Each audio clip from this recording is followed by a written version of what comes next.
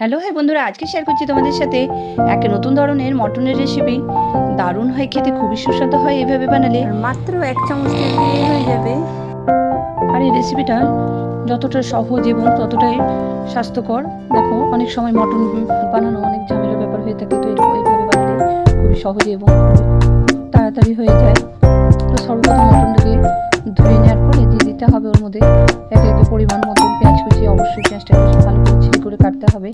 তারপরে দিয়ে দিতে হবে পরিমাণ মতো নুন, হলুদ, লঙ্কা গুঁড়ো, আর দিয়ে দিতে হবে পেঁপে বাটা।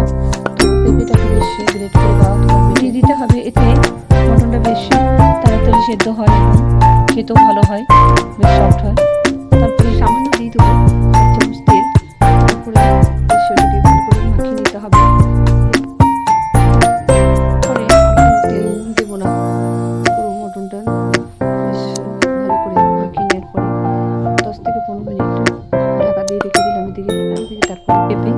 তারপরে বেশ ওইটাকে মাখিয়ে নিয়ে আর এদিকে বসিয়ে দিলাম প্রেসার কুকার বেশ গরম হলে দিয়ে দিলাম সামান্য এক টুকরো বেশ মটনের চর্বিটা। তারপরে বেশ ওইটাকে কিছুক্ষণ নাড়াচাড়া করার পর দিয়ে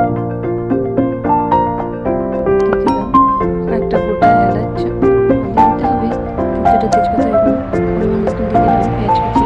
পেঁয়াজটাকে বেশ নাড়াচাড়া করে নিতে হবে।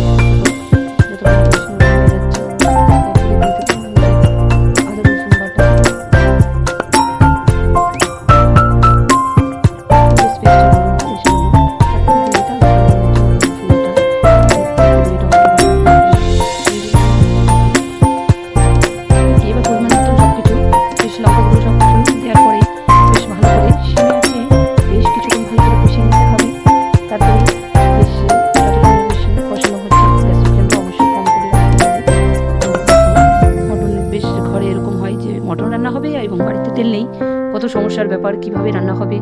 হ্যাঁ, তো এরকমভাবে রান্না করে দেখবে তোমরা তেল ছাড়া, এত সুন্দর হয় খেতে। আর কেউ বুঝতেই পারবে না যাকে তুমি রান্না করে খাওয়াবে যে এটা তেল ছাড়া হয়েছে।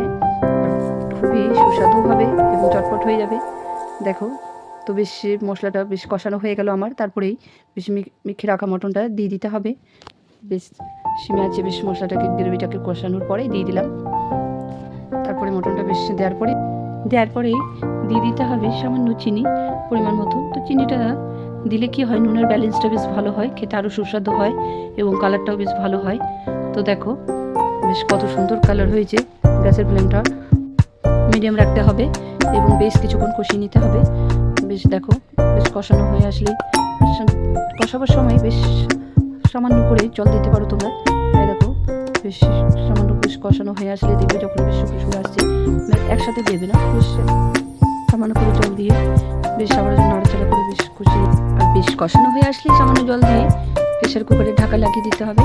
আর তারপরে বেশ পরিমাণ মতো তোমরা 1 সিটি দেওয়ার পরেই রেডি হয়ে যাবে একদম 1 চামচ তেল দিয়ে মটন রেসিপি। বন্ধুরা, তোমরা অবশ্যই এইভাবে ট্রাই করবে, আশা করি তোমাদেরও ভালো লাগবে।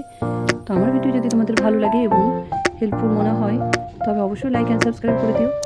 বাই বন্ধুরা। দেখো একদম গরম গরম মটন, আর সার্ভ করে দিতে হবে গরম গরম ভাতে।